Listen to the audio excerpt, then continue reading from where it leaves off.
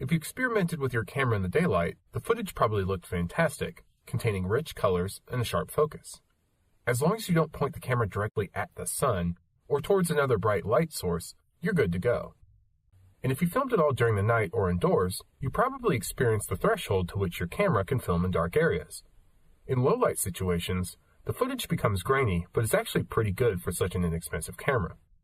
Even though your camera may do an adequate job filming in low light situations, you'll want to keep them to a minimum whenever possible.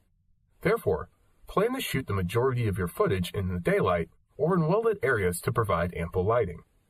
Additionally, if you find yourself with less light than you feel is necessary, you can always ask your subject to be filmed closer to a light source to create a better shot.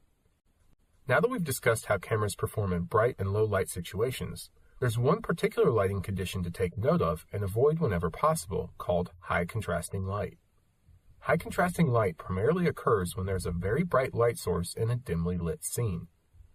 Even our eyes have trouble adjusting to high contrasting light. For example, after being in a dark theater for 2 hours, you walk outside only to be momentarily blinded by the sunlight, and it takes your eyes a few seconds to adjust. This is high contrasting light, and your camera will need a few seconds to readjust when experiencing it as well. As a result, try to avoid situations where there's a very bright light source in an otherwise dimly lit scene. What tends to happen is that one area is almost pure white and makes the other areas appear significantly darker. The easiest way to eliminate this problem is to position yourself in a manner that crops out the bright light source.